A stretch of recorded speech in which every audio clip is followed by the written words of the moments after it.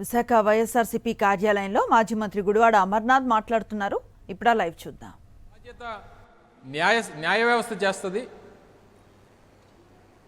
ఇది భారతదేశంలో ఉన్నటువంటి ఆ ప్రజాస్వామ్యం మనకి ఇచ్చినటువంటి ఆ వ్యవస్థల తాలూకా పని.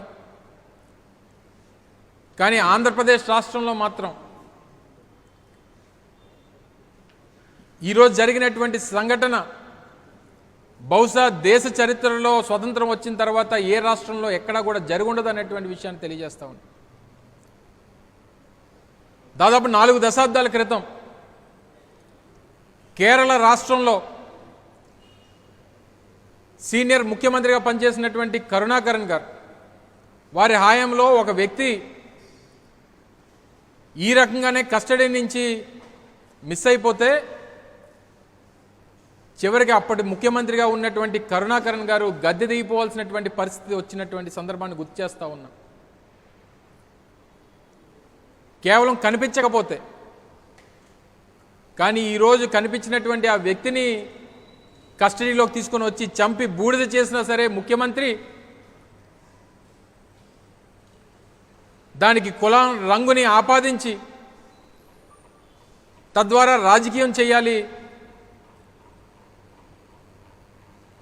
తనతో పాటు ఉన్నటువంటి రాజకీయ పార్టీల్ని ఆ రంగంలోకి దించి సబ్జెక్ట్ అంతటినీ కూడా డీవియేట్ చేసేటువంటి కార్యక్రమం గడిచినటువంటి 3-4 రోజులుగా చూస్తూ ఉన్నాం. ఒక చిన్న ఇన్సిడెంట్ జరిగితే, మీరు కూడా పత్రికా మిత్రులు చాలామంది ఉన్నారు, మీడియా సోదరులు చాలామంది ఉన్నారు, చాలా కేసెస్ చూస్తుంటాం రోజు. ఎక్కడన్నా ఒక చిన్న కేసు జరిగితేనో, ఎక్కడ గంజాయి దొరికితేనో, లేదా ఎక్కడన్నా అటెంప్ట్ టు మర్డర్ జరిగితేనో, ఇంకొకటి జరిగితేనో వెంటనే స్థానికంగా ఉన్నటువంటి కమిషనరో, ఎస్పీఓ, డిఐజీఓ రంగంలో దిగి తప్పు చేసినటువంటి వారిని వెనకాతలు నించోబెట్టుకొని పత్రికా సమావేశాలు నిర్వహించి జరిగినటువంటి ఇన్సిడెంట్ గురించి మీ ద్వారా ప్రజలకు చెప్పేటువంటి కార్యక్రమం చేస్తారే, అటువంటిది ఈ కేసులో ఇప్పటి వరకు ఎందుకు ఎవరూ మాట్లాడట్లేదు? స్థానికంగా ఉన్నటువంటి సిపి ఎందుకు మాట్లాడలేదు? డిఐజీ ఎందుకు మాట్లాడలేదు? డీజీపీ ఎందుకు మాట్లాడలేదు? హోంమంత్రి ఎందుకు మాట్లాడలేదు? చివరికి అన్ని శాఖలు చూసేటువంటి ముఖ్యమంత్రి కొడుకు ఎందుకు మాట్లాడలేదు? మాట్లాడాల్సినటువంటి ముఖ్యమంత్రి కులాన్ని తీసుకొని వచ్చి ఆపాదించి ఎందుకు మాట్లాడుతున్నాడు అనేటువంటి విషయాన్ని ఈ సందర్భంగా అడుగుతా ఉన్నాను. సాయికృష్ణ అనేటువంటి ఒక వ్యక్తి కనబడట్లేదు అని తల్లి మే 9వ తారీఖు నుంచి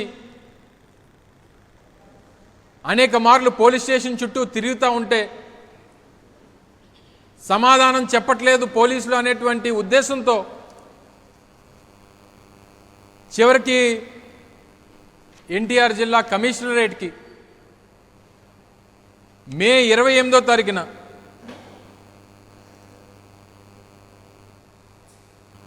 వెళ్ళి ఒక పిటిషన్ పెడితే ఆ పిటిషన్కి ఎక్నాలెడ్జ్మెంట్ కూడా ఆ ఎన్టీఆర్ కమిషనరేట్ ఇస్తే అప్పటికి కూడా సమాధానం తల్లికి దొరకకపోతే చివరికి హెబియస్ కార్పస్ హైకోర్టులో ఫైల్ చేస్తే రేపు 29వ తారీఖు అంటే జూన్ 29వ తారీఖు కల్లా ఆ కస్టడీలో ఉన్నటువంటి సాయికృష్ణని హాజరుపరచమని చెప్పి కోర్టు డైరెక్షన్స్ ఇస్తే ఇష్యూ అంతా బయటకు వస్తే చివరికి మనిషే లేడు, బూడిదైపోయాడు అనేటువంటి మాట ఆ కుటుంబ సభ్యులకు తెలిస్తే చివరికి బూడిదన్నా నా చేతిలో పెట్టండి అని చెప్పి ఆ తల్లి ఆర్తనాదాలు ఈ రాష్ట్ర ప్రజలందరూ కూడా చూస్తే దానికి సమాధానం చెప్పాల్సినటువంటి ప్రభుత్వం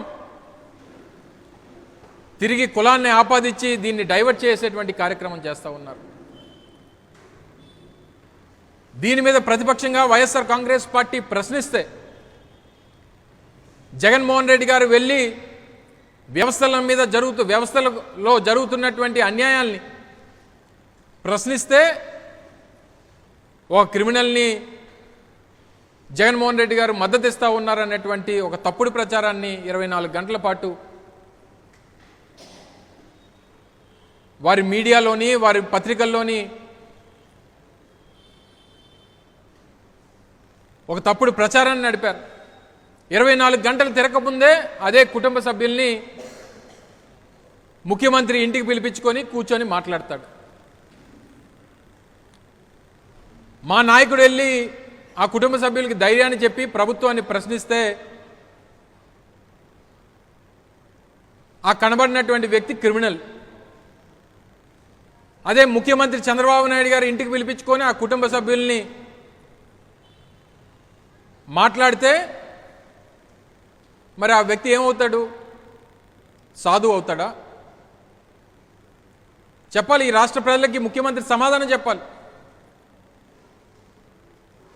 ఎక్కడో జగన్మోహన్ రెడ్డి గారు పుట్టినరోజుకో లేదా మరో నాయకుడి తాలూకు పుట్టినరోజుకో ఒక మేకపోతుని వేస్తేనో ఒక కోడిని కోస్తేనో మేఘాల మీద ముందుకొచ్చి మీడియా ముందుకొచ్చి డీజీపీ స్థాయి వ్యక్తి దగ్గర నుంచి హోంమంత్రి వరకు మీడియా ముందుకొచ్చి కేసులు పెట్టి ఏదో రాష్ట్రంలో ఏదో జరిగిపోతున్నట్టు అల్లాడిపోయినటువంటి పరిస్థితులు చూసామే. మరి ఒక మనిషి మీ పోలీస్ కస్టడీలో చనిపోయి ఆ మనిషిని బూడిద చేసేస్తే ఎందుకు డీజీపీ మాట్లాడరు? ఎందుకు హోంమంత్రి మాట్లాడరు? ఎందుకు ముఖ్యమంత్రి మాట్లాడరు? ఇది కేవలం ప్రభుత్వం చేసినటువంటి హత్య కాబట్టే. మరిన్ని అప్డేట్స్ కోసం ఛానల్ ను సబ్స్క్రైబ్ చేయండి. నోటిఫికేషన్స్ కోసం బెల్ ఐకాన్ పై క్లిక్ చేయండి.